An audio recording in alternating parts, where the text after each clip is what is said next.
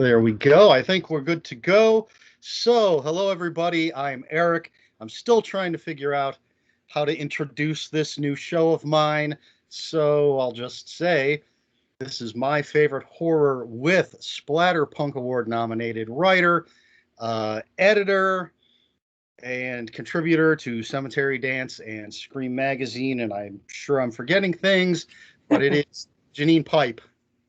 Hello, thank you very much for having me. And hopefully I've said that correctly. Yes. Okay. All right. I forgot to ask you before we started recording, so hopefully this isn't a problem. Can we mention your previous career? Yes, no problems. Okay, because my first question, you used to be a cop. Yep. And so how did you make the transition? What got you from that to being a writer, reviewer, editor, all of this that you're doing now? Okay. Well, I've always been into horror. I've always been an avid reader, and English was always my favourite subject throughout school. So the writing side of things was kind of always there, just wasn't at the forefront. And then I went to college and did criminology, joined the police, all of that kind of thing. And it just kind of, there wasn't enough time to do anything else. But then I had my daughter, and life just kind of really changed. And I realized that I didn't want to be doing 7 night shifts in a row and not knowing when I was coming home and all of that kind of stuff. Now I was a mum, so I left the police. And I actually worked, when my daughter started school, I actually worked at her school for a while. And there's a teacher's aide, I think you call them in the US, a teaching assistant, we call them here. And one of the things that I was doing was working with some of the older children, doing a lot of English and helping them with their creative writing. And it just really reignited that spark. And I just thought to myself, probably now is a good time to actually delve back into that. And here I am. It just came from that, really. All right. So writer, that part's easy, I think, for anybody to understand.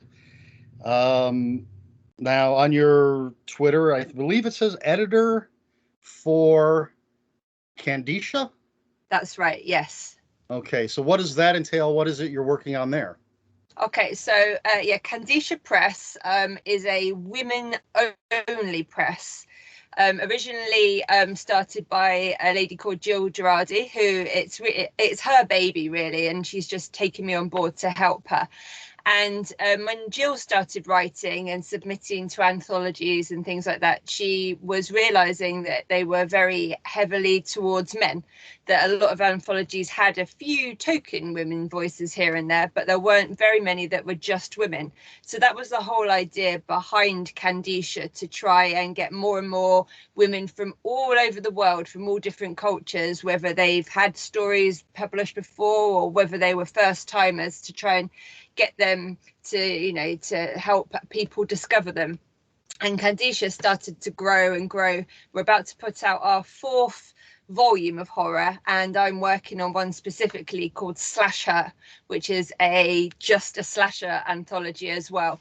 And Jill just couldn't do it all on her own, because she writes, she's got a job and everything like that as well. So I'm now working with Candice as an editor, so I'm putting together the Slasher anthology, which is really very exciting. Slasher.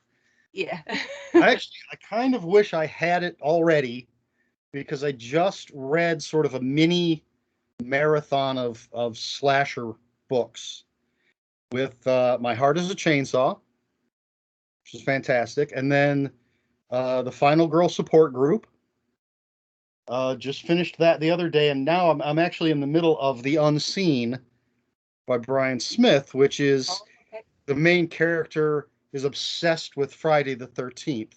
Oh, wow. So that seemed to fit into that. And Slasher, of course, would have made a nice 4th. Yeah. But I'm patient. I can wait.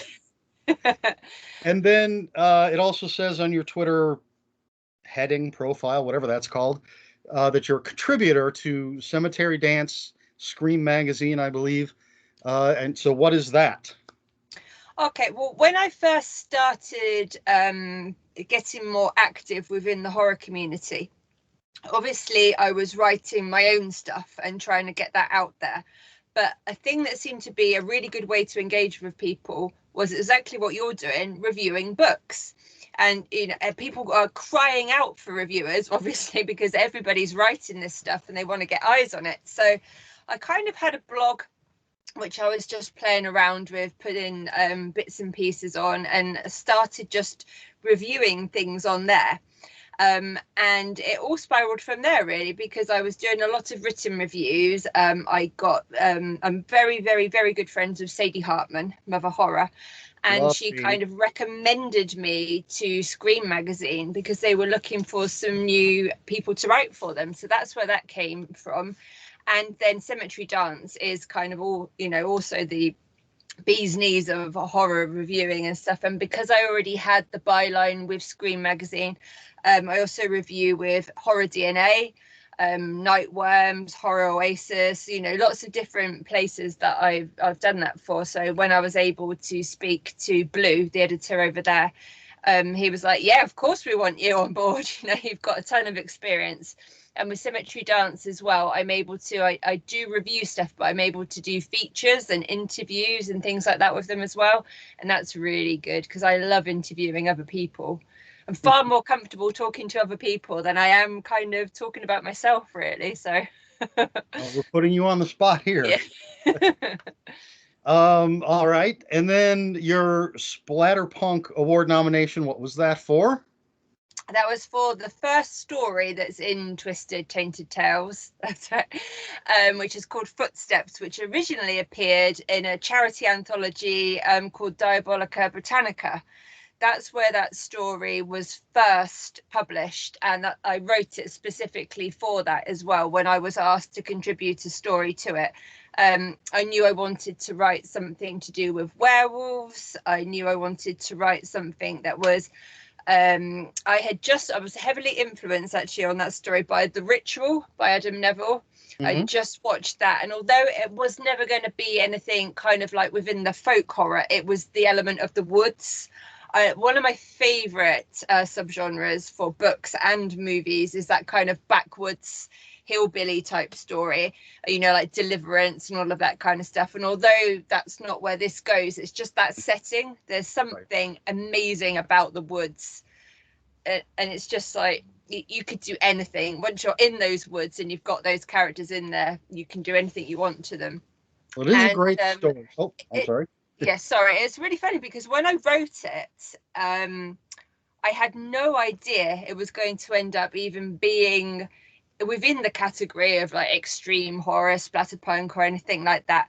And the reason why it falls into that category is because it's about 3 women, and one of them happens to be on her period. So therefore, there's menstrual blood used within the story. There's like a bit of an homage to Carrie kind of thing with that. But again, I wasn't doing it to be like, what's the grossest thing that I could do? It's very much a plot point. It's something that's integral to the story. So actually, when somebody first said to me, "Oh, we're going to nominate that for a Splatterpunk Award," I was like, what? It just didn't occur.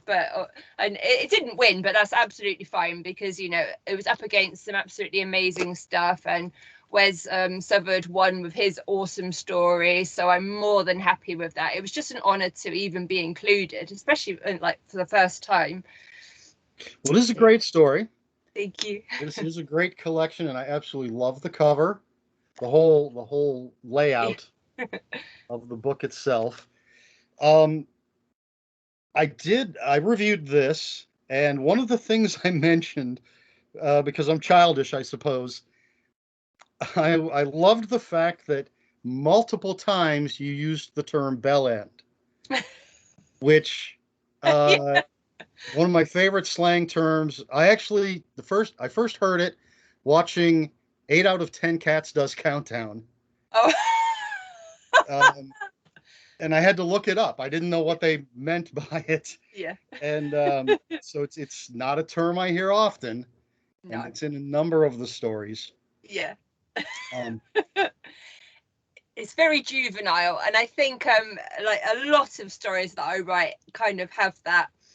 Even if the characters are adults, there's still that kind of like banter between them, that juvenile banter that is just part of that comes from being a cop, you know, but that is kind of like we used to talk about having a thing called gallows humor, because if you don't find humor in appropriately, obviously, like if you're talking to if you're going to a crime scene, you're not going to be making jokes and things, but when you work in anything like that, you have to be able to not only compartmentalize and kind of like not take everything home with you, but you have to have some kind of very dark humor, gallows humor as we call it, to be able to get through that kind of thing. And the kind of the place where we used to all congregate in the morning before we'd have briefings with the sergeants, called the parade room. And in there, the language is like absolutely, you know, it's like X-rated, but it's just that kind of banter and that like relationship that you have with each other.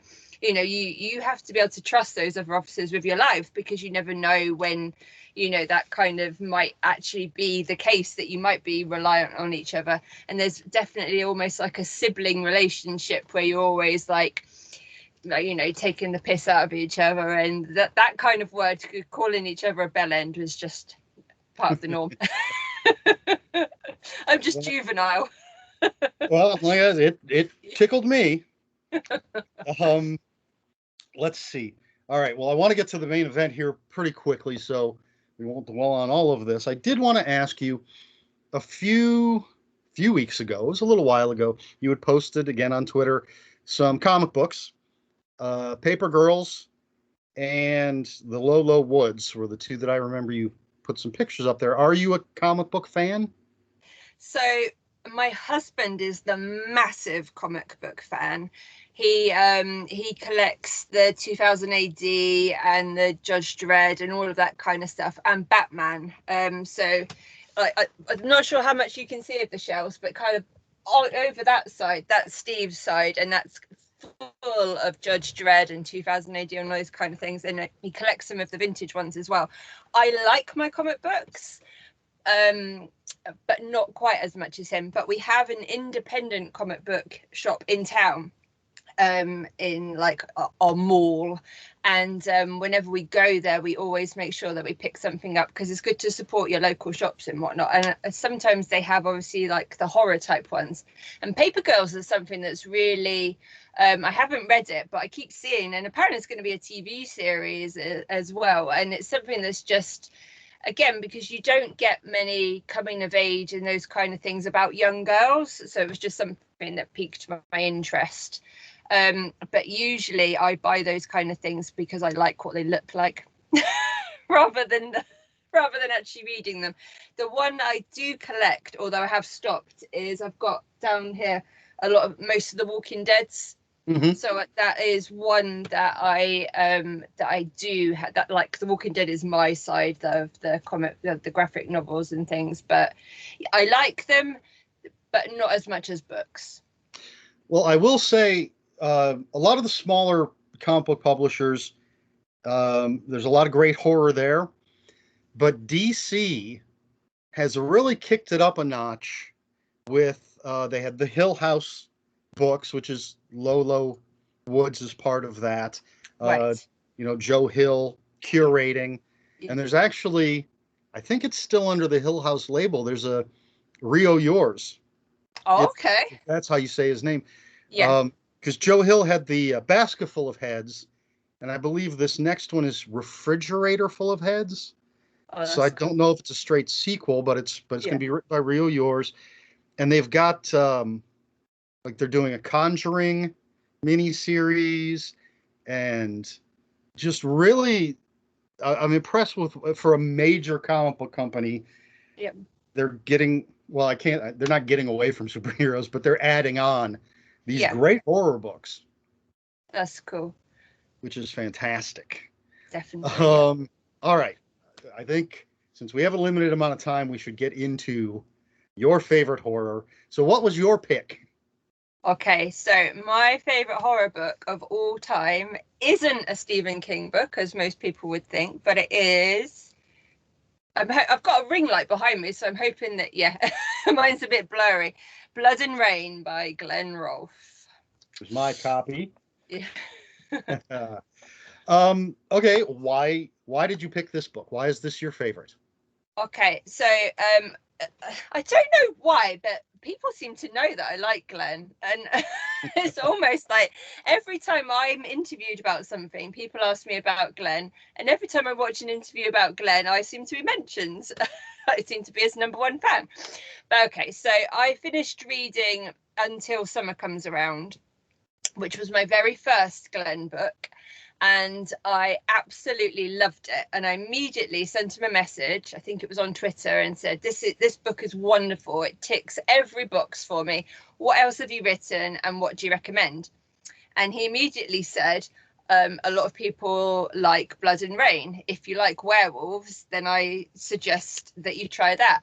And werewolves are, yeah, they're definitely my favorite of all the monsters, you know, out there. My favorite movie, which we could have talked about, is Dog Soldiers.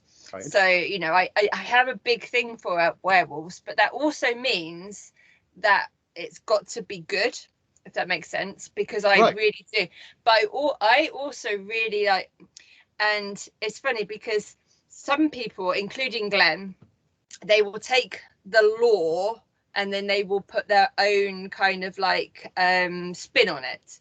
Whereas I'm quite a purist, especially in movies. It drives me mad when they mess with the rules in movies. And I'll be like, no, they can't go out and do that. They can't. That would just, no, that's not how it works. But mainly in Blood and Rain, he does play with a couple little bits, but it's mainly the lore with how they turn and what they're like and all of that kind of stuff was sticking to the rules. And one of the other things that I love about Glenn's writing, and it was evident in Until Summer Comes Around, it's evident in this and in anything else I've ever written, is the pop culture stuff that he uses. And I know we've had this conversation ourselves that with that kind of thing, you either love it or you hate it. It's there's kind of almost no middle ground. But for me, every time when I'm reading something and, like it says what the character's listening to on the radio, or it says the movie that they're watching and that kind of thing, I love that because it makes you really feel that you can relate to that character. And of course, he will often drop in names of people that we recognise from the community as well. And you'll be like, yay, Mr. Jans was just mentioned or something like that. And the more that I read of his as well, he hasn't really got like a universe, but because of a lot of his stuff is set within the same kind of area. Like, for example, one of the characters in Blood and Rain mentions going to stay at the Bruton Inn, and the Bruton Inn is the hotel from the Haunted Halls. So there's little things like that it wouldn't matter a jot if you didn't know that it was from another book, but for people that do know, it's a little bit like, yay. And it's written like a movie as well. It's so fast paced. I think I read it. This is one that Glenn actually sent to me. So it's signed and it actually does say for my #1 fan. But the original one I had was on the Kindle, and I can remember I just sat there kind of just swipe and I read it in a couple of days because I needed to know. I just wanted to know what was going to happen, and it was just brilliant. I just loved every minute of it. Okay, for anybody who's not familiar, can you give us a quick plot breakdown?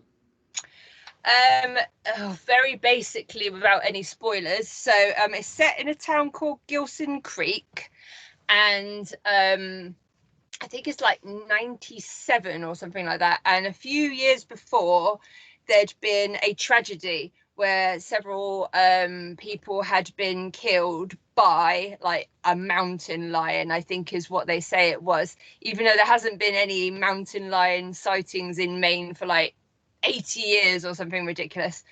And of course there are kind of like the rumors, like the high school ghost story rumors sort of thing, that there might have been a werewolf involved. I think they call it the full moon monster rather than an actual werewolf. That's like what the kids kind of like say, like the bogeyman kind of thing. And we've got the main character is the sheriff, Joe Fisher, I'm going to say. I'm pretty sure that's right. And he knows a bit more about it. And the story kind of just revolves around him. It's a full moon storm, and he knows that something's going to happen. And there's an old sheriff that comes back into town, and then just all hell breaks loose, basically. And it's right from like the first chapter. There's like a kill with the werewolf, and it's immediately, you know what you're getting into. This isn't going to be like Twilight with all like, you know, nicey werewolves and stuff. It's like straight in. And I think one of the first lines, like the end lines of one of the first chapters, actually says something like, and it was covered in blood and rain.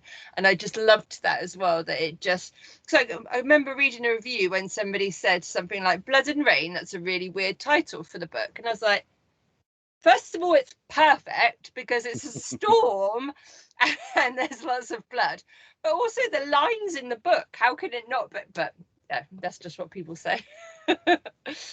I love the title. Yeah. Just the image of the mixture of blood and rain, whether it's washing off of somebody, washing across the ground. Yeah. All right. And I love that cover. Yeah. The Sam Hain cover is gorgeous.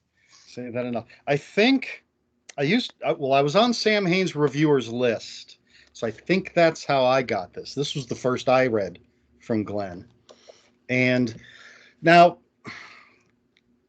I would say, I'm no expert, but generally speaking, I would guess that zombies and vampires are the two most popular of the monsters. Yes, I would think so. So, why do you ever think about why werewolves aren't more popular? Like I could look at all my shelves and I'd be hard pressed to pick out too many werewolf books. I know I have a few. Yeah, I don't know. I really don't, and it's strange because they should be far more popular. And I know that one of the things with movies is a lot of people say that there's just not a lot of good werewolf movies, you know, and it's really hard, and especially like the transformations are really hard to pull off. But these days, with the big budget and the special effects and CGIs and stuff like that, it should be a lot easier. I don't know why they're not more popular. And I've done like sort of research into because when I like something, I kind of become a bit obsessed with it, and I like to know like as much as possible. And there were actually back in, I'm going to say like the 1600s, something like that, there were actually werewolf trials in, I think it was Germany, somewhere like that. So like everybody has heard of Salem and the witch trials and all of that, you know, everybody in the world probably knows about that, but probably not very many people know about the werewolf trials that were in Europe. And people actually were accused of being lycanthropes and all of that kind of stuff. But then it just kind of, it seemed to go down, and then there was just nothing for a long time. And I think it was with Universal and Lon Chaney and all of that kind of stuff. I think that was kind of what brought it back. When would that have been? Like the 20s or something like that? 40? I don't know. I'm terrible. Somewhere in there. I don't remember the dates. Something around there. The original Universal monsters, but yeah, and it kind of just like, you know, because you had all of the popularity of the vampire stuff again over and over and over with Dracula and all the different things, but there's just never really been, you know, you look at your kind of your most famous ones like American Werewolf in London, Howling, all of those kind of things. But there's just, you know, when there's the millions of vampire takes, but there's just not, book-wise or movie-wise or anything, there's just not the same amount of stuff of werewolves, and I just don't know why. I don't know. I've always been a huge fan. Yeah. Always preferred them to vampires. I've only recently started to come around to vampires as a whole. There are some, although my favorite, the novel that was my favorite horror novel for decades is a vampire novel. That's The Light at the End by John Skipp and Craig Spector. Love that book. But I don't know. They weren't always portrayed as monsters. And I want my vampires to be monsters. Werewolves, 99% of the time, yes, are just straight up monsters. Excuse me.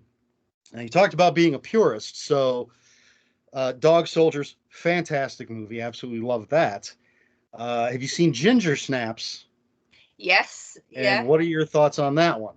I do like Ginger. I need to revisit that because I haven't watched it for years and years. But again, it's a strong film because it involves women, well, young girls, obviously. So that's always a major plus point in anything like that.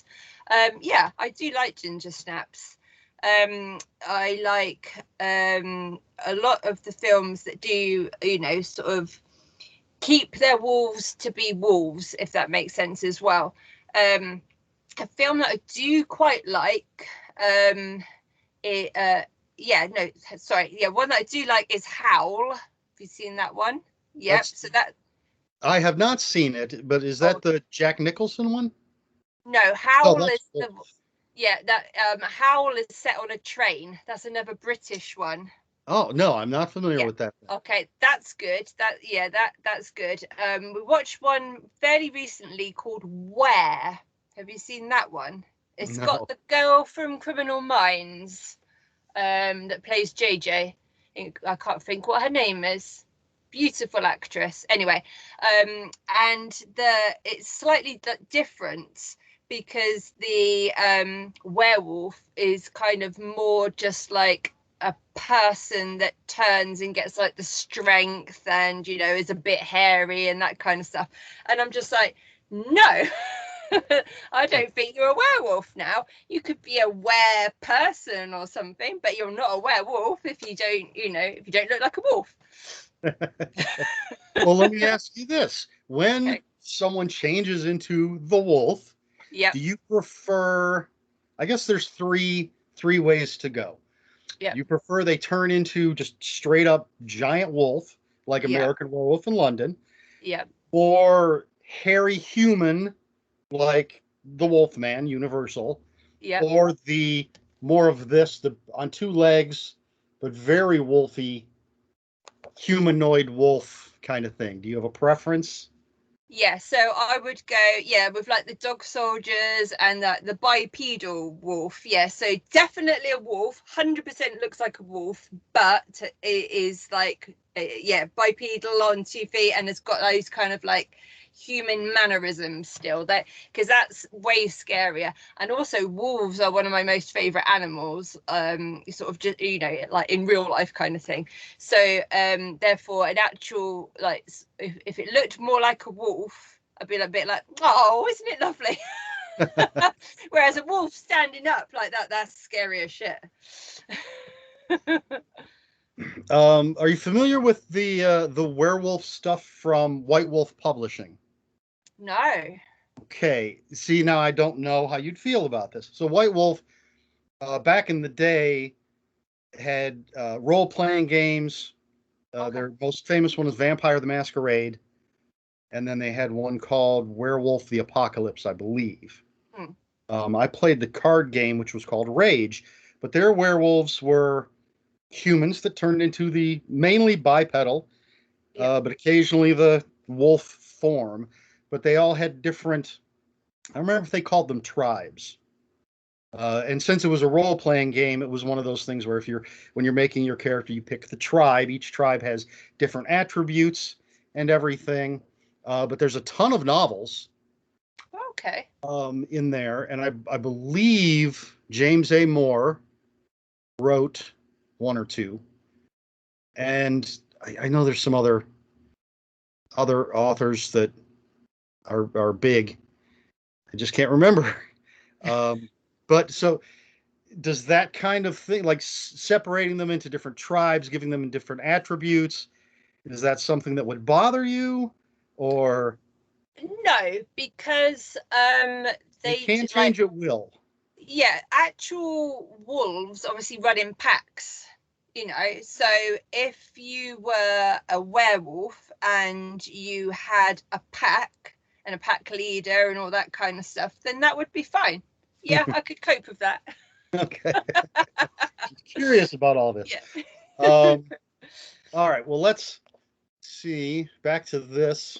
I just want to keep showing people that great cover. No, it's beautiful. Um, So is there a particular scene or anything in the book that, or a point where you were like, yes, this is it. I absolutely love this. This is now my favorite. Or was it just sort of the overall experience of reading it? Yeah, it was just, I think even just going in, like I said, the first chapter, which is totally like wham bam, thank you ma'am, you know, you're straight in, you know what you're getting just from the first chapter. But it was just the whole feel of it. I liked the teenage characters, and there was a lot of, you know, you can tell that sort of like, because Glenn and I are similar ages, and we both grew up watching different horror films and whatnot. There's like a scene at the lake, and you can tell that's like from different other horror movie, you know, almost like even Jaws and all that kind of stuff. There's very much those kind of vibes to it and things, and just all of it together. I love the DJ because he's always talking about the rock music and stuff like that. Again, you know, Glenn being massively into his music. I love the sheriff because of being an ex-cop. I mean, it's completely, you know, our police to your police, and you have so many different types of police as well, with your normal cops and sheriffs and staties and all of that. Is you know, God help me if I ever write a American police procedural story, because I wouldn't know where to start. But you know, so that was an immediate connection for me, the fact that Joe's the sheriff, so you know, there's that whole police family kind of thing. So it was just everything about it, and it was just the way that Glenn writes. It's his voice is just, it's just what I like, you know. And it's funny because a lot of people have said that our styles are very similar, and I don't know whether that's also because we're both big King fans, and there's that kind of, you know, just like the way that with the small towns, and just I don't, there's just something about it. And as I said, a lot of people have said that Glenn and I have got a very similar style in our writing as well, which I don't know whether some of that is because I've been influenced by his stuff. I don't know, but then you know, some things that I've written were before I'd read any of his, so maybe it's just a coincidence. But yeah, just the fact that it could, I think, especially Blood and Rain and Until Summer Comes Around, both of them could easily be movies. You know, there wouldn't need to be a lot of work involved because of the pacing and the characters and the you know, the fast scenes and stuff. So yeah, it was just everything. I think I got to the end of the book and I was like, wow, that's it. It's 2 for 2. Favorite writer. I found out when I interviewed him, the only 2 books of his I don't have are his 2 short story collections. Okay. Now, there are some I haven't read yet. I just got August Eyes a couple weeks ago. Haven't gotten to that yet. I have not read Until Summer Comes Around or The Window. But yeah, he's one of those, after reading this, it was like, okay, I'm picking up whatever this guy puts out. And I actually got to meet him at Horror Hound Weekend and pick up his 3 novella collection that I'm looking at the shelf that his books are on. I can't remember the name of it, but there was a book. It had typewriter on the cover. It has 3 novellas in it. Oh yes, yeah.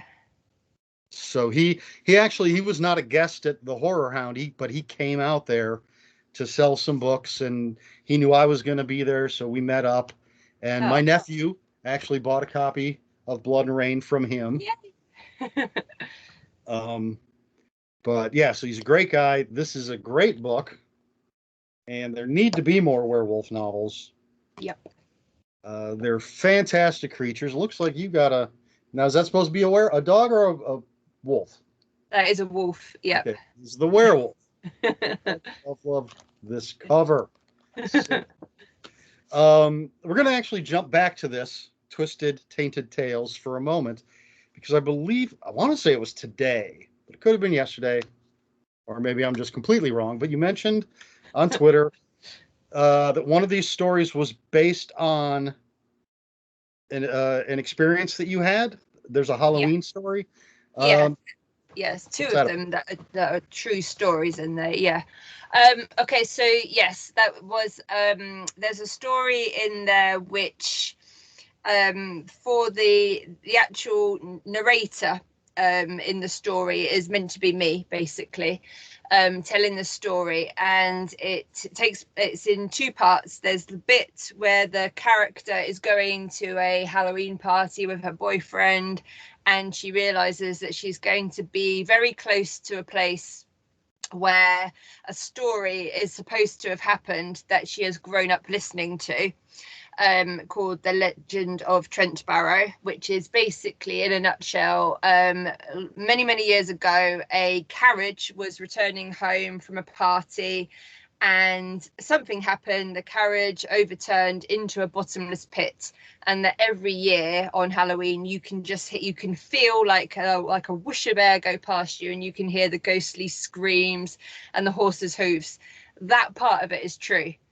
I've never heard it. I've never been brave enough to actually go there on Halloween, but we used to drive past that from my house to my grandparents' house, and my dad would tell me every time, oh, that's where the ghostly carriage is and all of this kind of stuff. And I can remember there wasn't the story that I embellished on in the story within Twisted Tainted Tales. That's all completely made up, but the actual part of it is completely true. I grew up with my dad telling me that story, and it wasn't until maybe about 5 years ago or so when I was just Googling something, and I thought to myself, that place, because it's nowhere near where I live now. I live in a completely different part of the country.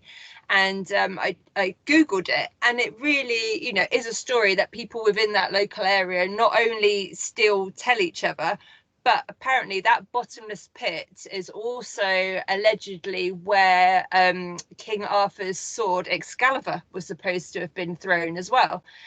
So not only is it meant to be a bottomless pit for like a haunted Halloween carriage, but there's all kinds of links with the Lady of the Lake, and because the area that I grew up in is very rich in Arthurian legend. There's an abbey not too far from us where King Arthur's meant to be buried and all that kind of stuff. So that's one of the amazing things about England. We've got so much heritage, and all of those kind of spooky tales and legends and lore just come with the territory. So I grew up listening to stuff like that all the time.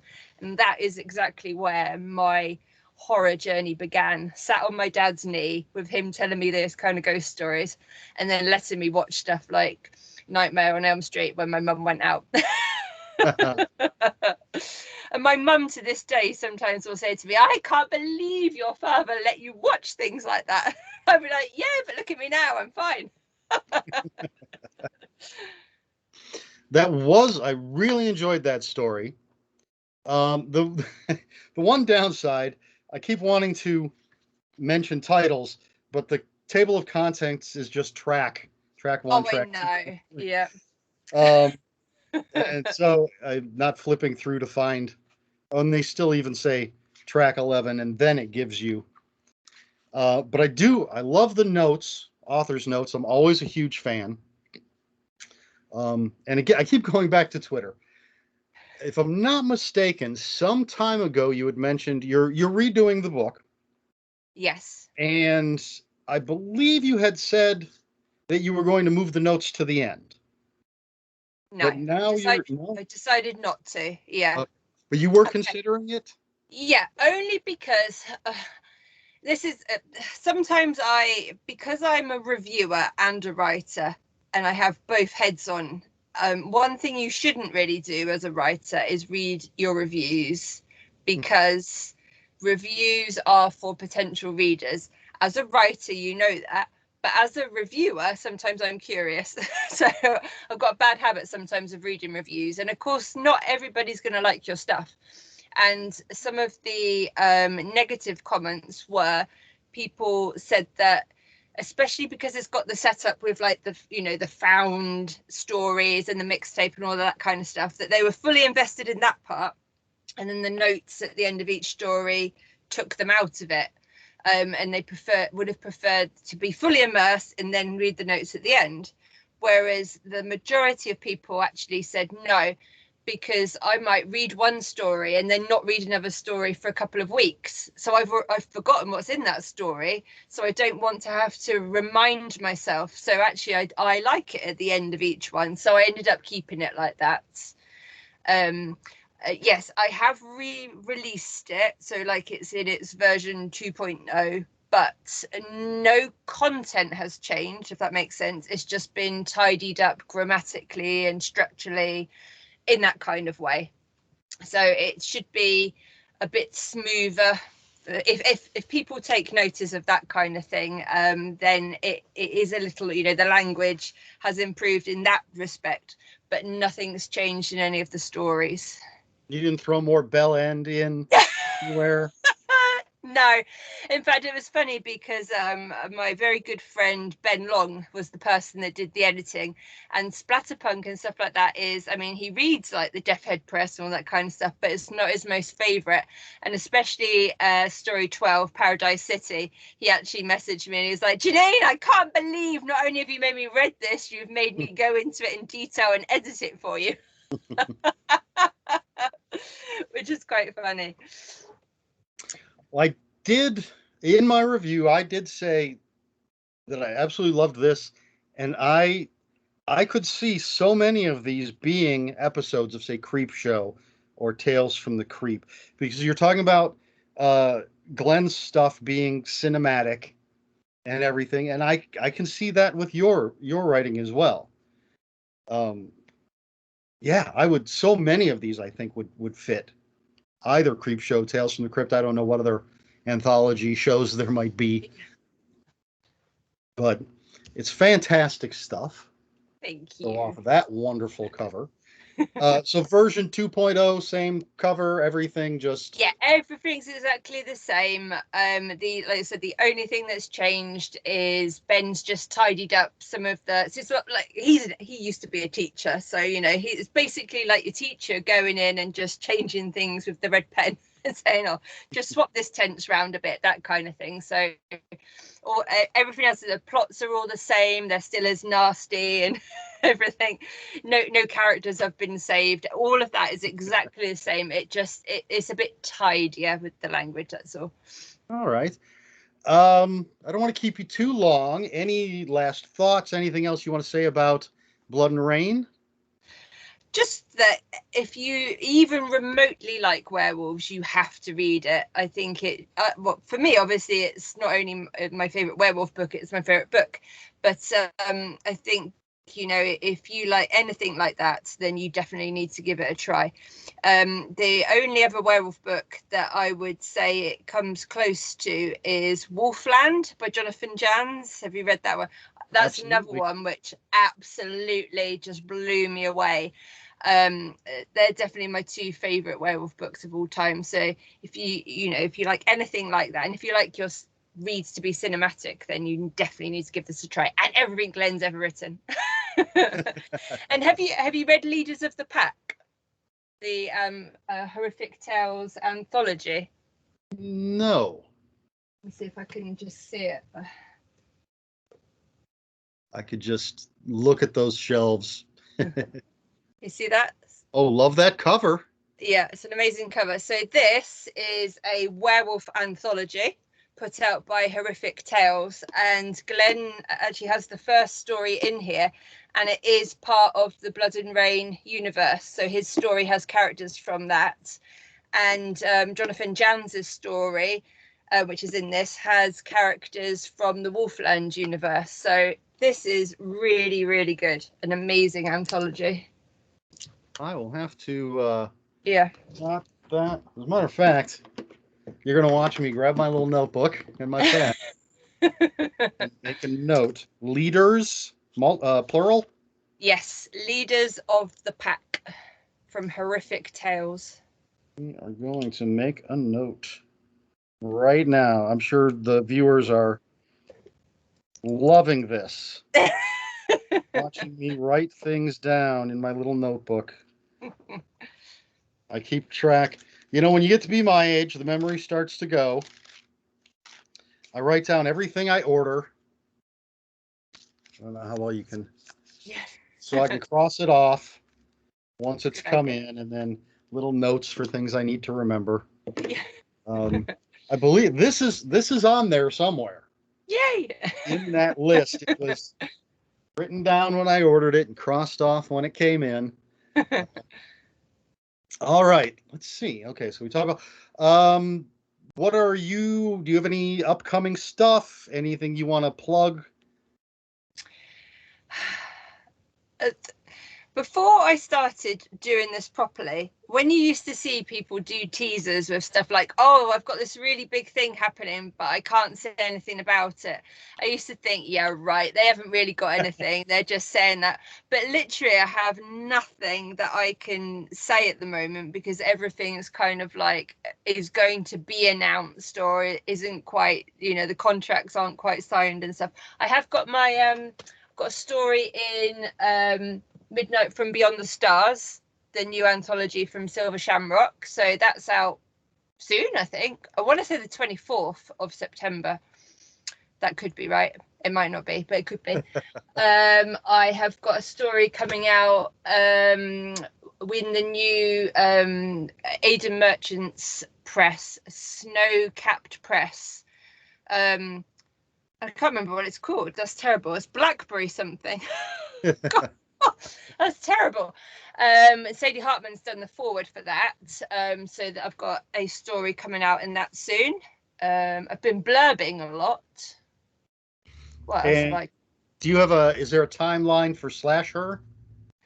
We are hoping to coincide it with Women in Horror Month, which is March. So hopefully ready for March time. Gemma Amore is painting the cover as we speak, and it is beautiful so far. I'm still reading through the subs because the call's still open. The call closes on the 1st of October.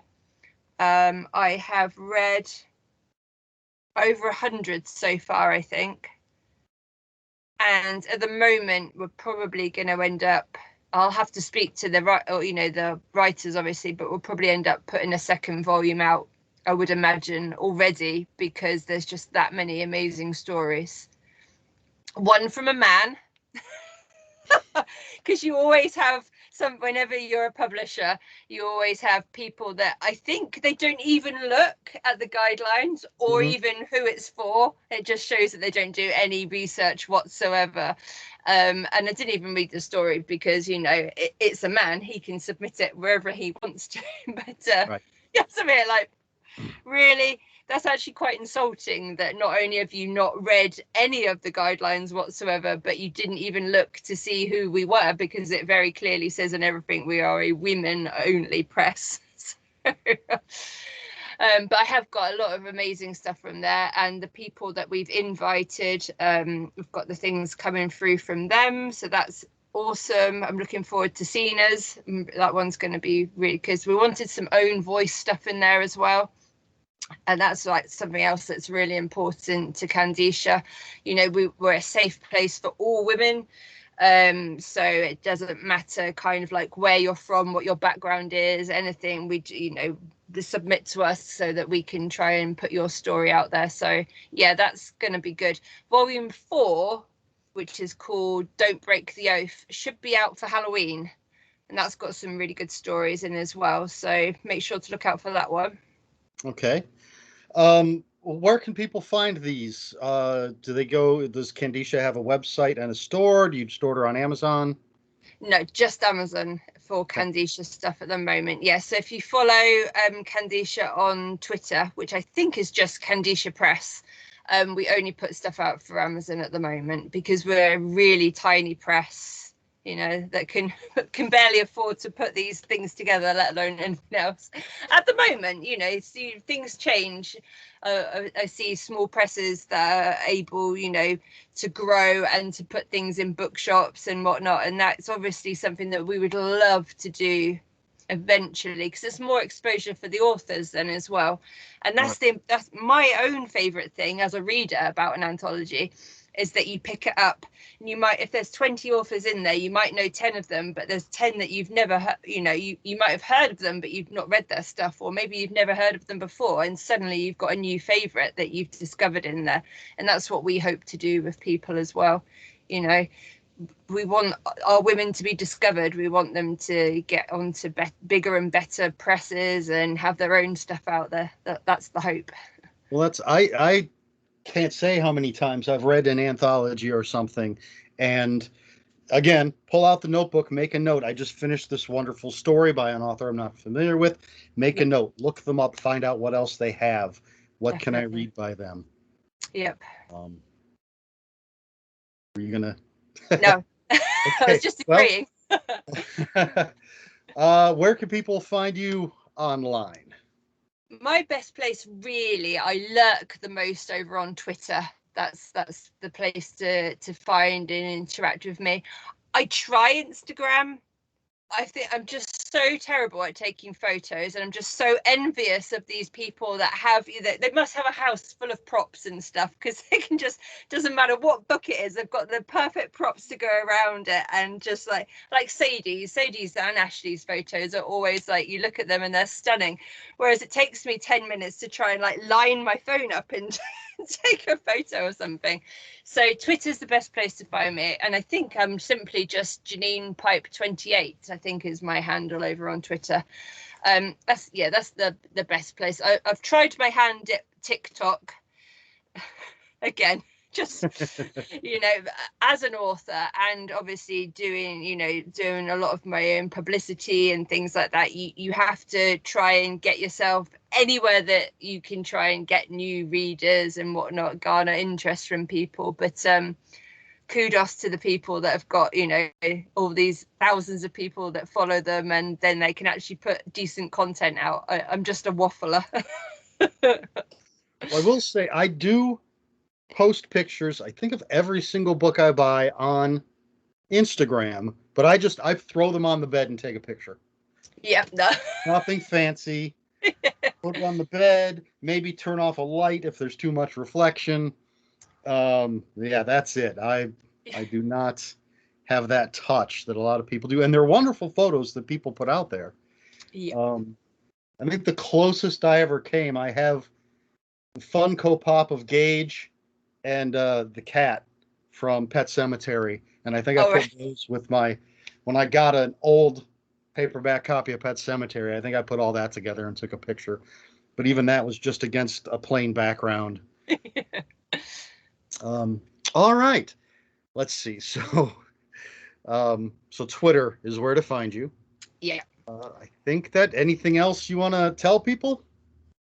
Not really. Buy my book. Well, yeah, of Make course. me some money. Yeah. Buy that book. Buy that book. All right. Well, if you can just stick around for a minute after I stop recording here, I'll do my outro, which is to just tell people, if you have any comments or questions, put them in the comments below. Please like, share, and subscribe. And I think that covers it. Thank you again to Janine Pipe for being here and talking about her favorite horror novel. And until next time, folks, read more books.